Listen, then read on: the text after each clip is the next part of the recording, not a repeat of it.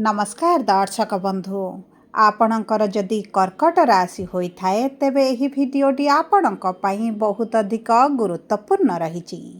देखंतु कर्कट राशि लोक माने जानी रखिबा अत्यंत जरूरी जे समाज हेउ परिवार हेउ आपणक मित्र हुअन्तु बा आपणक प्रेमिक प्रेमिका हुअन्तु बा एमिति कि आपणक जीवन साथी हुअन्तु समस्ते भावंती कि आपण को स्नेह प्रेम भल पाइबा देई किंबा आपण को डराई धमकाई किंबा आपण सहित चालाकी करी धोखा करी आपण को जदि निज सह जोड़ी रखती तेबे से माने आर्थिक रूप से शारीरिक रूप से मानसिक स्तर में आपणक ठारू बहुत अधिक फायदा उठाई पारिबे। जेहेतु आपण सरल विश्वासी लोक आपणक ठारू फायदा उठाइबा सेमानक पई सहज हेबो। सेथिपाई वर्तमान समय समस्त कर्कट राशि लोक माने आपण जो दुखित रहुछंती चिंतित रहुछंती हैरान हेउछंती एवं जो विभिन्न प्रकार समस्या घेर भितर रहिछंती एहार सबुठारु बड़ कारण हेउछि आपणको व्यवहार करा जाउछि। आपणक उपरे बोझ लदी दिया जाई आपणको ठकी समस्ते आनंद नेउछंती निश्चित रहिछंती। देखंतु एहा आपणको भल न लागि पारे आपणको खराब लागि पारे किंतु एहा हेउछि निराट सत्य। भावन्तु एमिति एक समय आसिबो जेबे आपणकर बुद्धि उदय होइजिबो किंबा आपण निज कथा प्रथमे भाबिबा आरंभ करिवे तेबे कोन घटिबो केउ माने आपणक सहित रहिबे एही विषय रे निश्चित थरे भाबी देखंतु गत 7-8 वर्ष हेबो आपणकर धन हानि शरीर हानि मान हानि निजस्व संपत्तिर हानि एवं विशेष भाव में किछि ना किछि तो आपणक प्रिय जिनिस आपणक ठारू दूरेई जाइछि आपण लॉस करिसंती आपण हरैछंती मध्य किंतु समय बा कालचक्र रे सबुबले एका समय न थाए सबुबले नियति एका प्रकार होई न थाए। वर्तमान ग्रहक चलन हेबाकु जाउछि विराट परिवर्तन एवं कर्मर न्यायर जे कर्ता धर्ता शनिदेव हेबाकु जाउछंती मार्गीरु बकरी माने तांको चलन रे आसीबो तेढ़ापण। जेतेबेले गोटे साधारण साधा सीधा लोकटिए तेढ़ा होई जाए सेतेबेले सबु मतलबी लोक सबु स्वार्थी लोक माने आपे आपे साइड हो जाती किंबा समय से मानकु आपणक ठारू दूर करिथाए एवं धीरे धीरे आपणक जीवन रे आपण परिवर्तन देखिबे एवं आगामी 138 दिन मध्यरे लोक माने आपणक पाद तले आसी पड़िबे एवं आपणको एही समय रे किछिटा एते फरक पड़िबो नाही कारण आपण आ सहिबेनी बोली निष्पत्ति करि नैछंती। एवं देखंतु एही जो परिवर्तनर कथा कहिली ए जो आपणको क्षमा मागिबार कथा कहिली एहा आपणको जीवन रे केबे घटिबो केउ समय भितर घटिबो काहीकि घटिबो काहा प्रभाव रे घटिबो ताहा आपण को आग को विस्तार भाव में जणाइबी। सेथिपाई आपण टिके धैर्य धरी बसंतु देखंतु बुझंतु एवं जदि भी आपणक प्रिय परिजनकर कर्कट राशि तेबे भिडियोटी तांको सहित शेयर करंतु। एबे आसंतु कार्यक्रमटी को आग को बढ़ाइबा किंतु भिडियोटी को आरंभ करिबा पूर्वरु जदि आपणकर भी कर्कट राशि होई थाए एवं आपण भी ईश्वर को आंतरिक भक्ति एवं विश्वास करंती तेबे भिडियोटी को लाइक करंतु। कमेंट बॉक्स रे जय जगन्नाथ जय माँ लक्ष्मी अवश्य लिखि दियंतु।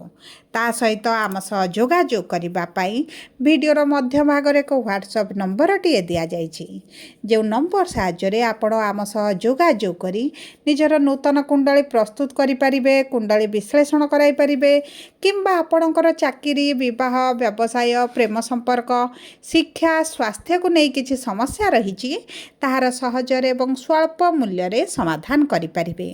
सेथिपाई आपण आम सहित वीडियोर शेष पर्यंत जोड़ी होई रुहंतु एवं व्हाट्सएप नंबर माध्यम रे आम सह जोगाजोग करी खूब कम मूल्य रे आपणक समस्यार समाधान करंतु।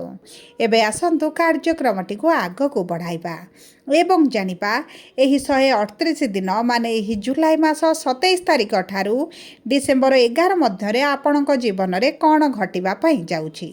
देखंतु ज्योतिष शास्त्र अनुसार जेतेबेले गोटे पापी ग्रह बकरी होई थाए सेतेबेले तार प्रभाव बढ़ी जाए एवं ଯେଉଁ ଗୃହରେ ଆପଣଙ୍କର ବିରାଜମାନ କରିଥାନ୍ତି ସେହି ଗୃହକୁ ପ୍ରଭାବିତ କରିବା ସହିତ ଗୋଟେ ଘର ପଛକୁ ମଧ୍ୟ ତାଙ୍କର ପ୍ରଭାବଟି ପଡ଼ିଥାଏ।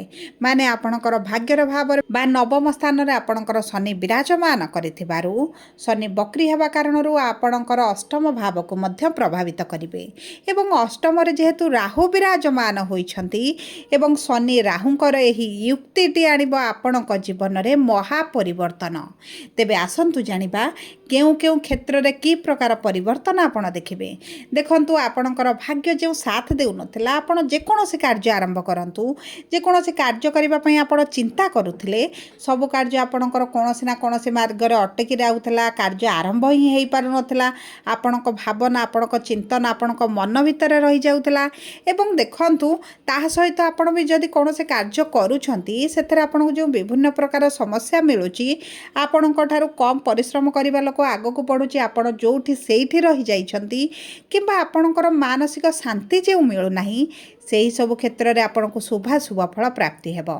ଅଷ୍ଟମରେ ରାହୁ ଶୁଭାଶୁଭ ଫଳ ପ୍ରଦାନ କରିଥାନ୍ତି। ଯଦି ଆପଣ ସେୟାର ମାର୍କେଟ କିମ୍ବା ଲଟେରୀ କିମ୍ବା କୌଣସି ଯୋଜନାରେ ଅର୍ଥ ବିନିଯୋଗ କରିଛନ୍ତି ଏବଂ ଆପଣଙ୍କୁ ପୂର୍ବରୁ ଲସ୍ ଦେଖିବାକୁ ମିଳୁଥିଲା, ବର୍ତ୍ତମାନ ଆପଣଙ୍କ ଭାଗ୍ୟ ସାଥ ଦେବ। ଏବଂ ସୂର୍ଯ୍ୟ ଯେହେତୁ ଆପଣଙ୍କ ଲଗ୍ନ ଭାବରେ ଅଛନ୍ତି, ଗୁରୁଙ୍କ ସହିତ ଅଛନ୍ତି, ଯଦି ଆପଣ ସରକାରଙ୍କ ସ୍ତରରେ କିଛିଟା କାର୍ଯ୍ୟ ଅଟକି ରହିଥିଲା, ସେହିସବୁ କାର୍ଯ୍ୟଗୁଡ଼ିକ ଆପଣଙ୍କର ହେବା ଆରମ୍ଭ ହୋଇଯିବ। ଆପଣଙ୍କୁ ସରକାରୀ ଚାକିରିର ଅତି ପ୍ରବଳ ଯୋଗ ବନୁଛି। ଆପଣଙ୍କୁ ସରକାରୀ ଚାକିରି ହୋଇପାରେ, କିମ୍ବା ଆପଣ ଯଦି ସରକାରୀ ଚାକିରି ପାଇଁ ପରୀକ୍ଷା ଦେଉଛନ୍ତି, ଇଣ୍ଟରଭ୍ୟୁ ଦେଉଛନ୍ତି, ଏଣ୍ଟ୍ରାନ୍ସ ଦେଉଛନ୍ତି, ସେହିସବୁ କ୍ଷେତ୍ରରେ ମଧ୍ୟ ଆପଣଙ୍କୁ ଭଲ ରେଜଲ୍ଟ ପ୍ରାପ୍ତ ହେବ। ଏବଂ ତା ସହିତ ଏହି ସମୟ ମଧ୍ୟରେ ଆପଣଙ୍କ ରୋଗ ପ୍ରତିରୋଧକ ଶକ୍ତିରେ ବୃଦ୍ଧି ଘଟିବ। ପୂର୍ବରୁ ଯେଉଁ ଆପଣଙ୍କ ସ୍ୱାସ୍ଥ୍ୟଗତ ସମସ୍ୟା ରହୁଥିଲା, ଆପଣଙ୍କର ହାର୍ଟ ହେଉ, କିଡ଼ନୀ ହେଉ, ଲିଭର ହେଉ, ପେଟ ଜାତୀୟ ସମସ୍ୟା ଯେଉଁ ସବୁ ଆପଣ ଦେଖୁଥିଲେ, ସେଥିରେ ଧୀରେ ଧୀରେ ଆପଣ ଉପଶମ ଅନୁଭବ କରିବେ। ଏବଂ ଆପଣଙ୍କ ଷଷ୍ଠ ଭାବକୁ ଯେହେତୁ ଶନିଙ୍କର ଦଶମ ଦୃଷ୍ଟି ରହୁଛି, ଆପଣଙ୍କ ଶତ୍ରୁମାନେ ନାଶ ଯିବେ। ଆପଣଙ୍କର ଯେଉଁ ଗୁପ୍ତ ଶତ୍ରୁ ବଢ଼ିଛନ୍ତି, ଆପଣଙ୍କ କର୍ମକ୍ଷେତ୍ର ହେଉ, ଆପଣଙ୍କ ପାରିବାରିକ ସ୍ଥିତି ହେଉ, ଆପଣଙ୍କ ଠାରୁ ଯେଉଁମାନେ ଫାଇଦା ଉଠାଉଥିଲେ, ସେହି ବ୍ୟକ୍ତିମାନେ ଆପଣ ଛାଏ ଆପଣଙ୍କ ଠାରୁ ଦୂରକୁ ଯିବେ। କିମ୍ବା କୌଣସି ନା କୌଣସି ଏଭଳି ଅପ୍ରୀତିକର ପରିସ୍ଥିତି ହେବ, ଯେଉଁ କାରଣରୁ ସେମାନେ ଆପଣଙ୍କ ଠାରୁ ଦୂରତା ବନାଇବେ। ଆପଣଙ୍କ ଭାଇ ଭଉଣୀ କିଛିଟା ଆପଣଙ୍କ ସହିତ ଯେଉଁ ସ୍ୱାର୍ଥ ସହ ଯୋଡ଼ି ହୋଇଥିଲେ, ସେମାନେ ମଧ୍ୟ ଆପଣଙ୍କ ଠାରୁ ଦୂର ହୋଇଯିବେ। କାରଣ ସେମାନଙ୍କର ସ୍ୱାର୍ଥ ଯେହେତୁ ପୂରଣ ହେବ ନାହିଁ, ସେମାନେ ଆପଣଙ୍କ ସହିତ ସମ୍ବନ୍ଧ ଧୀରେ ଧୀରେ କାଟିବା ଆରମ୍ଭ କରିବେ। ଏବଂ ଦେଖନ୍ତୁ, ଯଦି ଆପଣଙ୍କ ଲୋନ୍ ପାଇଁ ଆପ୍ଲାଏ କରିଛନ୍ତି, ବାରମ୍ବାର ଦୌଡ଼ିବାକୁ ପଡ଼ୁଛି, ଲୋନ୍ ଆପଣଙ୍କର ପାସ୍ ହୋଇପାରୁନଥିଲା, ତେବେ ସେହିସବୁ କ୍ଷେତ୍ରରେ ମଧ୍ୟ ଶୁଭାଶୁଭ ଫଳ ପ୍ରାପ୍ତି ହେବ। ଉଚ୍ଚଶିକ୍ଷା କରିବାର ଯଦି ଅଭିଳାଷ ରହିଥିଲା, ବିଦ୍ୟାର୍ଥୀମାନେ ଶିକ୍ଷା କ୍ଷେତ୍ରରେ ଏତେଟା ଶୁଭ ଫଳ ପ୍ରାପ୍ତ କରିପାରୁନଥିଲେ, କୌଣସି ନା କୌଣସି ସ୍ତରରେ ଆପଣ ଟିକେ ଅସନ୍ତୁଷ୍ଟ ରହୁଥିଲେ, ଆପଣଙ୍କ ଶିକ୍ଷା କ୍ଷେତ୍ରରେ ମଧ୍ୟ ଆପଣଙ୍କୁ ଶୁଭ ଫଳ ପ୍ରାପ୍ତି ହେବ। ପ୍ରଥମେ ହେଉଛି ଉଚ୍ଚଶିକ୍ଷା ପାଇଁ ଶନିଙ୍କର ଯେହେତୁ ଅଷ୍ଟମ ଭାବକୁ ପ୍ରଭାବ ରହିବ, ଉଚ୍ଚଶିକ୍ଷା କରିବାର ସୁଯୋଗ ମିଳିବା ସହିତ ଲଗ୍ନ ଭାବରେ ଯେହେତୁ ଦେବଗୁରୁ ବୃହସ୍ପତି ବିରାଜମାନ କରିଛନ୍ତି, ତେଣୁକରି ଆପଣଙ୍କ ପାଇଁ ଶିକ୍ଷା କ୍ଷେତ୍ରରେ ଅତି ଉତ୍ତମ ଫଳ ପ୍ରାପ୍ତ ହେବ। ସନ୍ତାନ ପ୍ରାପ୍ତିରେ ଯେଉଁ ସମସ୍ୟା ଗୁଡ଼ିକ ଆସୁଥିଲା, ସନ୍ତାନ ସୁଖରୁ ବଞ୍ଚିତ ରହିଥିଲେ, ଆପଣଙ୍କ ସନ୍ତାନ ପ୍ରାପ୍ତି ପାଇଁ ଦୀର୍ଘ 12 ବର୍ଷ ପରେ ମହା ପରିବର୍ତ୍ତନ କାରଣରୁ ଆପଣଙ୍କୁ ଏହି ସୁଯୋଗ ଗୁଡ଼ିକ ପ୍ରାପ୍ତ ହେବ। ନିଶ୍ଚିତ ଭାବରେ ସନ୍ତାନ ପ୍ରାପ୍ତି ହୋଇଯିବ। ସନ୍ତାନଙ୍କ ଠାରୁ ଯଦି ଦୂରରେ ରହୁଥିଲେ, ତେବେ ମଧ୍ୟ ଆପଣଙ୍କୁ ସନ୍ତାନଙ୍କ ନିକଟକୁ ଆସିବେ। ପୂର୍ବରୁ ଯାହା ବି ମନମାଳିନ ମତଭେଦ ଥିଲା, ତାହା ଦୂର ହୋଇଯିବ। ଏବଂ ତା ସହିତ ଆପଣଙ୍କ ଏକାଦଶ ଭାବକୁ ଶନିଙ୍କର ତୃତୀୟ ଦୃଷ୍ଟି ଥିବାରୁ ଆପଣଙ୍କର ଯେଉଁ ପରିଶ୍ରମ ଅନୁପାତରେ ଲାଭ ମିଳୁନଥିଲା, ରେଜଲ୍ଟ ପାଉନଥିଲେ, ସେହିସବୁ କ୍ଷେତ୍ରରେ ମଧ୍ୟ ଆପଣଙ୍କୁ ନିଶ୍ଚିତ ଭାବରେ ଶୁଭାଶୁଭ ଫଳ ପ୍ରାପ୍ତି ହେବ।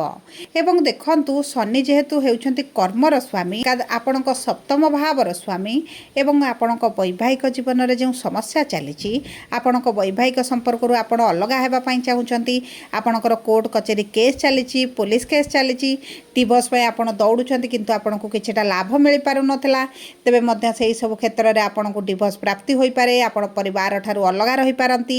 ଏବଂ ଦେଖନ୍ତୁ, ଆପଣଙ୍କୁ ଯାତାୟାତ କରିବା ସମୟରେ ବହୁତ ଅଧିକ ଧ୍ୟାନ ଦେବାକୁ ପଡ଼ିବ। ବିଶେଷ ଭାବରେ ଆପଣଙ୍କ ଅସ୍ଥିଗତ ସମସ୍ୟା ମଧ୍ୟ ଦେଖାଦେଇପାରେ। ଆଣ୍ଠୁ ଗଣ୍ଠି ଅଣ୍ଟାରେ କିଛିଟା ଯନ୍ତ୍ରଣା ମଧ୍ୟ ଆପଣ ଅନୁଭବ କରିପାରନ୍ତି। ଏବଂ ଦେଖନ୍ତୁ, ଆପଣଙ୍କର ଚତୁର୍ଥ ଭାବର ସ୍ୱାମୀ ଶୁକ୍ର ଯେହେତୁ जेहेतु द्वितीय भाव में अच्छा आपणकर अर्थ कौन ना कौन मार्ग खर्च हो आपण प्रिय परिजन मानक हेउ आपण स्वयं हेउ किछि अर्थ खर्च हेबो। आपण जदि जमी भूमि किछिटा क्रय करने चाहूले विशेष भाव में प्रॉपर्टी संबंधित से सब क्षेत्र में मध्य आपणक भाग्य साथ देउछि। सबु परे अशुभत्व को दूर कर शुभाशुभ फल वृद्धि करने आपण प्रत्येक दिन शनिकर बीज मंत्र 108 थर संध्या समय पाठ करंतु। गुरु बीज मंत्र जप करंतु। गुरुवार दिन आपण गाय को किछिटा रुटी सह गुड़ मिसाई खाइबा पई दियंतु एवं चेष्टा करंतु महादेवंकर उपासना करबा पई ओम नमः शिवाय मंत्रटी को पाठ करबा पई एवं ता सहित हनुमान चालीसा प्रतिदिन पाठ करंतु। आपणक पई अत्यंत शुभदायक रहइबो। जदि आपणकर कर्कट राशि होइता वीडियोटी किभଳି लागला कमेंट बॉक्स रे लिखि जणांतु। जदि आपणक प्रियजनकर कर्कट राशि होइता वीडियोटी तांका सहित शेयर करंतु। जदि प्रथम थर आम चैनल को आसी चैनल टी को सब्सक्राइब करंतु। पाखरे थिबा बेल आइकन को प्रेस करंतु। धन्यवाद।